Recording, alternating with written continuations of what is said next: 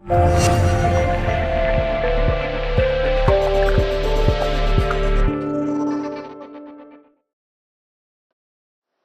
everyone, it's Patrick from Healthy You. In today's video, I'm going to cover a stretch called a hip flexor stretch and 2 ways to do it. Now the reason we stretch our hip flexors is because of the amount of time we typically spend sitting.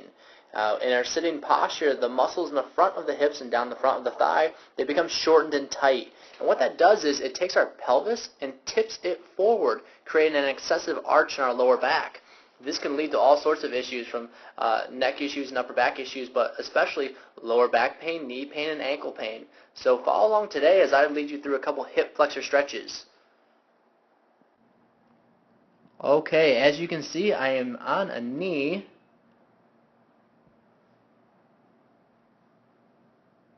Nice straight line, more or less, from my ear all the way down through my hip to the front of my knee here.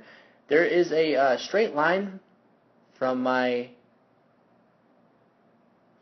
hip, knee, and ankle is in a straight line in the front and back is what I'm trying to say, so my feet are hip width apart. Now in this posture, what I'm going to do is, you can see I've got my right hand. I'm going to go ahead and tuck my hips just like this, engaging my glute in the back.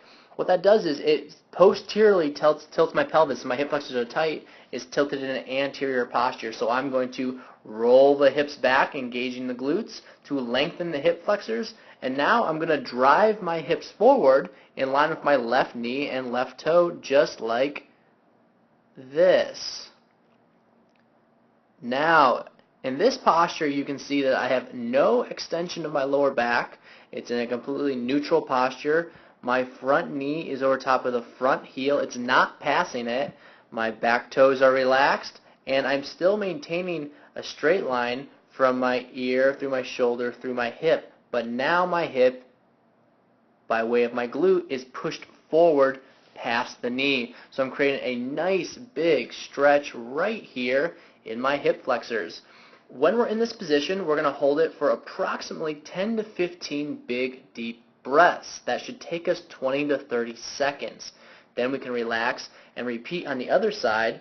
Rule of thumb is to go back and forth somewhere between 1 and 3 times. So I'm going to hold that for a couple breaths here. And while we're waiting for me to finish up this stretch, I'm going to start talking about the next one. Now, the hip flexors are obviously in front of the hips, but they also run down the front of the thigh because one of your quadricep muscles is a major hip flexor. So in order to incorporate a bigger stretch into that muscle, what I'm going to do is relax and now curl my back toe. Again, with that toe curled, I'm going to tuck my hips and engage my glute in the back. There, that posteriorly tilts the pelvis, stretching the hip flexors, and now I'm just going to drive my weight forward again in line with my left knee and left toe, like this.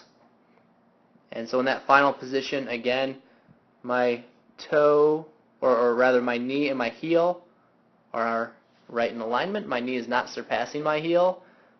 The ear, shoulder, hip is pushed past the knee, creating length all the way from the hip flexors down the front of the thigh.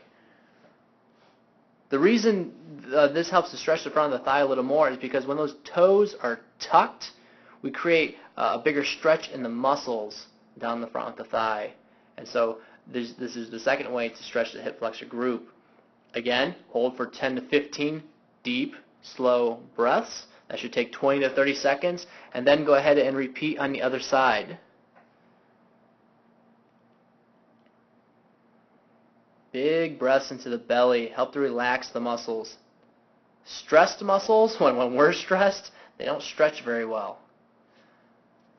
Again, guys, my name is Patrick from Healthy You. If this video helped you, please hit the like button below, and if you like our videos, go ahead and subscribe to our page. Your comments, the good, the bad, and the ugly, are all greatly appreciated.